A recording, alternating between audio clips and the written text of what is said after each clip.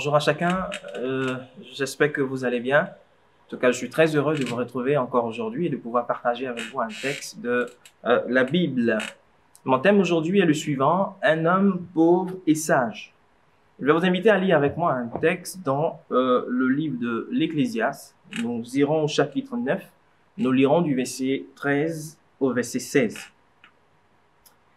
Et j'ai aussi vu sous le soleil ce trait d'une sagesse qui m'a paru grande. Il y avait une petite ville avec peu d'hommes dans son sein. Un roi puissant marcha sur elle, l'investit et il éleva contre elle de grands forts. Il s'y trouvait un homme pauvre et sage qui sauva la ville par sa sagesse. Et personne ne s'est souvenu de cet homme pauvre. Et j'ai dit, la sagesse vaut mieux que la force. Cependant, la sagesse du pauvre est méprisée et ses paroles ne sont pas écoutées. L'auteur de ce texte que nous venons de parcourir ensemble évoque une réalité qui le faisait souffrir. Le fait que la sagesse ne soit pas toujours appréciée à sa juste valeur. Et c'est ce qu'il va exprimer au dernier verset du passage que nous avons lu, le verset 16. Et je dis, la sagesse vaut mieux que la force. Cependant, la sagesse du pauvre est méprisée et ses paroles ne sont pas appréciées, ne sont pas écoutées. Il en donne une illustration. Et dit qu'il y avait une petite ville avec peu d'habitants en son sein. Nous sommes dans un contexte où les hommes courageux constituaient de meilleures fortifications, de meilleures ressources militaires pour une ville. Malheureusement, cette ville avait en son sein peu d'habitants et donc potentiellement très peu d'hommes vaillants, et des hommes qui étaient probablement craintifs et même prêts à abandonner la ville en cas, à l'occasion d'une menace importante, à l'occasion d'une menace majeure. Et cette ville était donc avait sans doute peu de ressources et était très mal défendue. Contre cette ville, un grand roi est venu avec une armée nombreuse. Il a assiégé la ville, il a encerclé. On ignore tout des motivations de ce roi. Peut-être qu'il le faisait par fierté. Peut-être qu'il le faisait par convoitise afin de posséder une ville en plus. Peut-être qu'il souhaitait aussi se venger d'un affront et donc châtier et détruire cette ville. En tout cas, le texte ne nous dit rien en ce qui concerne les motivations de ce roi. Ce qui est certain, c'est que ce roi va mettre en place une stratégie apparemment imparable. Il va construire de grands remparts contre cette ville et va se préparer à lancer un assaut et à faire une brèche dans les murs de cette ville, alors que la situation semblait désespérée. On va trouver un homme pauvre, mais aussi très sage, au sein de cette petite ville avec peu d'habitants. Cet homme pauvre et sage va proposer un plan, il va proposer une stratégie qui a sauvé la ville. Il n'est pas question ici de la sagesse d'un roi. Il n'est pas question dans ce texte de la sagesse d'un puissant, d'une personnalité de haut rang. Mais il est question tout simplement de la sagesse d'un pauvre qui a délivré des hommes, qui a délivré des femmes d'un ennemi puissant, d'un ennemi implacable. Sur le champ même, cet homme sera acclamé comme un héros, mais son nom va tomber rapidement dans l'oubli quelque temps après. Mes amis, la ville dont il est question dans ce texte symbolise l'âme de l'homme. Elle est petite, elle est sans défense, elle est faible, elle est impuissante, elle est sans force et incapable de se sauver par elle-même lorsqu'un danger important se dresse contre elle. Elle est sans force, elle est faible à cause du péché. Le péché affaiblit l'âme de l'homme. Le péché la rend sans force. L'âme de l'homme est esclave du péché. Elle est captive du péché, nous dit la parole de Dieu. L'âme de l'homme, en plus d'être esclave du péché, est aussi spirituellement morte. La mort spirituelle dont il est question ici n'est en aucun cas le fait de cesser d'exister. Et c'est tout simplement la séparation d'avec Dieu. Le péché sépare l'homme de Dieu. Le péché l'éloigne de Dieu. L'homme est donc spirituellement mort devant Dieu. Il est étranger à la vie de Dieu. La Bible affirme que le salaire du péché, c'est la mort. L'âme de l'homme, à cause du péché, est ennemie de Dieu. Elle est démunie, elle est avilie. L'âme de l'homme est incapable, malheureusement, de se rétablir par elle-même. L'âme de l'homme, non seulement est faible, elle est sans force, elle est également sous la domination du prince de la puissance de l'air, c'est-à-dire Satan. L'âme de l'homme, étant morte spirituellement, elle est entièrement sous son contrôle. Vous savez, mes amis, le grand roi dont il est question dans le texte que nous avons lu ensemble tout à l'heure est un type de Satan. Il est déterminé à envahir et à détruire ton âme. La Bible déclare que le monde entier, c'est-à-dire l'ensemble des hommes et des femmes non rachetés, non sauvés, l'ensemble des hommes et des femmes qui n'ont pas encore accepté Jésus-Christ dans leur cœur comme Seigneur et Sauveur, est sous la puissance de Satan. Il sera maître de beaucoup d'hommes, de beaucoup de femmes, de beaucoup de personnes, à part des ruses, pas des mensonges, à part des artifices. Il est le malin, nous dit la Bible, il est la personnification du mal. Tu as peut-être là conscience que ton âme est comme emprisonnée. Et tu réalises que ton âme est comme en captivité. Et tu veux être libéré. Tu veux t'en sortir. Tu as tout essayé par toi-même. Mais comme nous l'avons dit depuis le début de ce temps que nous passons ensemble, tu es faible et tu es sans force par toi-même. Dans ton désespoir, tu as peut-être allé consulter des médiums, aller voir des marabouts, aller voir des charlatans, des mystiques, des pratiquants de sciences occultes. Et ta situation a peut-être même empiré. Tu ne sais plus quoi faire, où tourner la tête. Aujourd'hui, j'ai cette bonne nouvelle pour toi. Parce que comme nous l'avons lu dans ce texte, à l'image de cet homme pauvre et sage, Jésus-Christ est venu dans la pauvreté. Il est venu aussi et dans la sagesse et l'obéissance à Dieu, jusqu'à laisser sa vie pour te libérer de l'esclavage du péché et de la domination de Satan. Dans 2 Corinthiens 8, le verset 9, il est dit ceci, « Car nous connaissons la grâce de notre Seigneur Jésus-Christ, et qui pour vous s'est fait pauvre de riche qu'il était, afin que par sa pauvreté vous fussiez enrichis. » Oui, nous connaissons la grâce de notre Seigneur Jésus-Christ. Il a donné tout ce qu'il avait, afin que par sa pauvreté tu sois enrichi pour l'éternité. Jésus-Christ s'est dépouillé en prenant une forme de serviteur, en devenant semblable à l'homme, en devenant semblable à vous et moi, à tout un chacun. Et il est mort sur une croix comme un simple criminel. Vous savez, en tant qu'homme, on nous exhorte, on nous encourage souvent à donner un peu d'argent, à donner un peu de vêtements, à donner un peu de nourriture à des personnes qui sont dans la nécessité, des personnes qui sont en situation de précarité, des personnes qui sont dans le besoin. En revanche, parce que ton âme a du prix aux yeux de Dieu, Jésus n'a pas donné un peu de vêtements, il n'a pas donné un peu d'argent, il n'a pas donné un peu de nourriture. Jésus s'est donné lui-même. Il a offert sa propre vie. Il s'est fait pauvre pour toi à Bethléem, où il est né dans une étable plutôt que dans une hôtellerie. Il s'est fait pauvre pour toi à Nazareth, ville où il a grandi, ville où il a passé une grande partie de sa vie. Il s'agit pourtant d'une localité insignifiante, d'une localité sans valeur prophétique notoire. Il s'est fait pauvre pour toi à Gethsémani.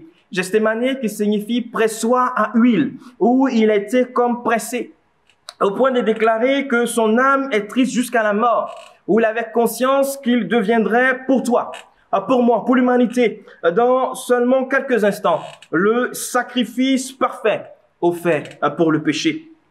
Il s'est fait pauvre à Gabata, lieu où il a été jugé comme un vulgaire criminel.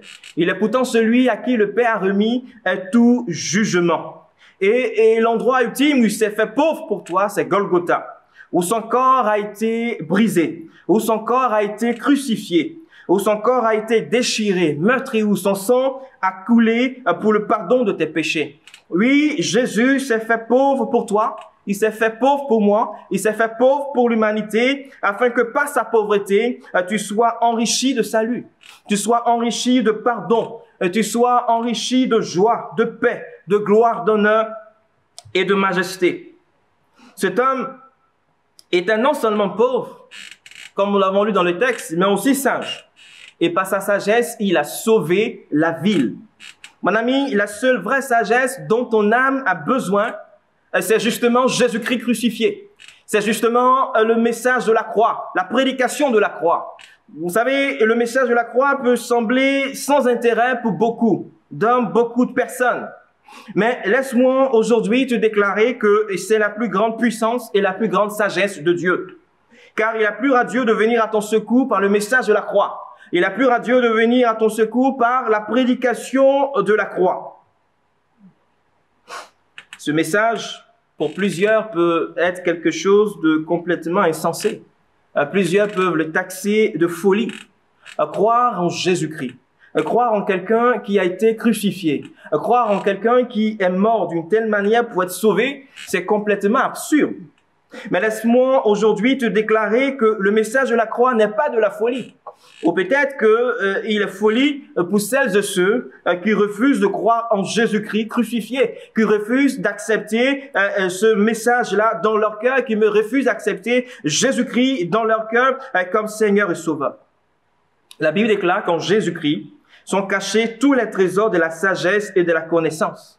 En d'autres termes, toutes les richesses de la vérité nécessaires pour le salut de ton âme sont en Jésus-Christ. Jésus-Christ est le chemin, il est la vérité, il est la vie. Jésus-Christ n'est pas un chemin, il n'est pas une vérité, il n'est pas une vie. Il est l'unique moyen de salut pour ton âme. En dehors de Jésus, il n'existe aucun autre moyen de salut.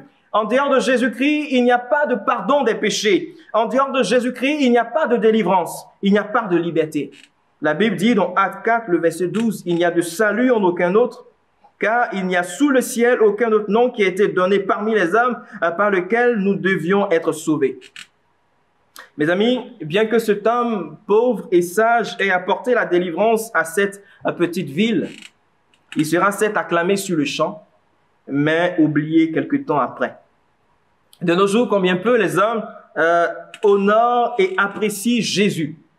Et combien peu les hommes apprécient le message de la croix, la prédication de la croix. La plupart des hommes, des gens vivent comme si Jésus-Christ n'était jamais venu parmi nous. Comme si Jésus-Christ n'avait jamais offert sa vie sur le bois de la croix, pour nous, par amour pour nous. Aujourd'hui, veux-tu être de celles et ceux qui oublient Jésus?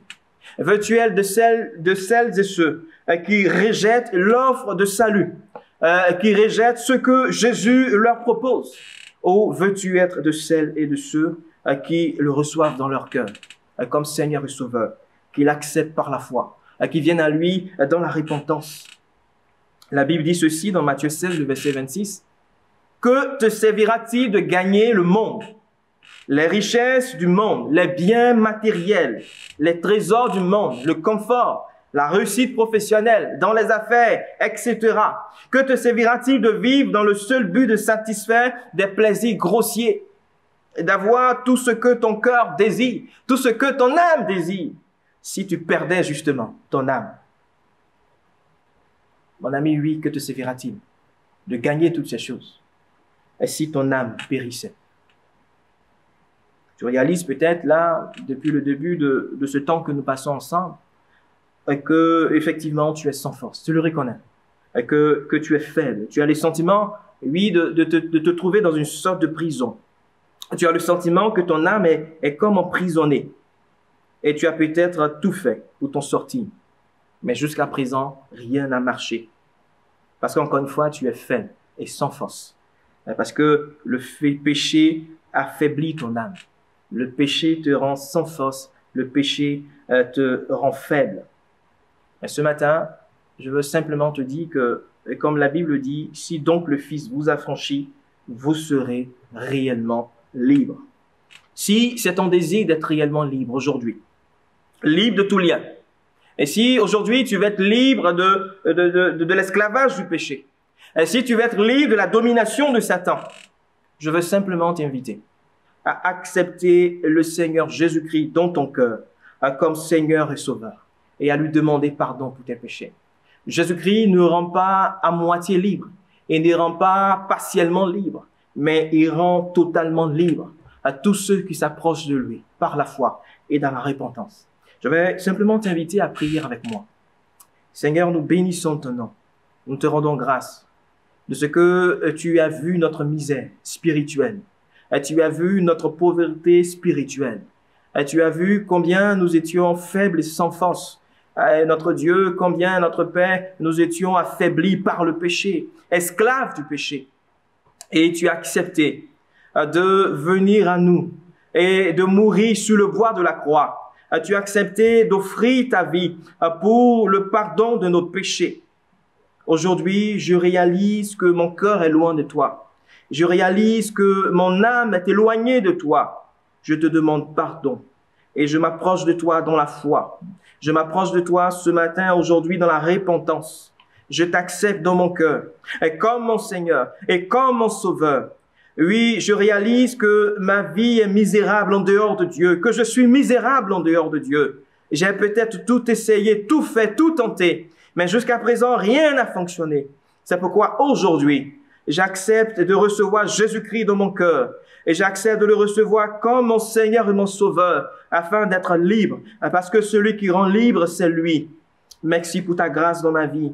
Merci pour ta paix dans ma vie. Seigneur, ce matin, je te dis merci pour ces hommes, pour ces femmes, pour ces jeunes gens qui se tournent vers toi par la foi aujourd'hui.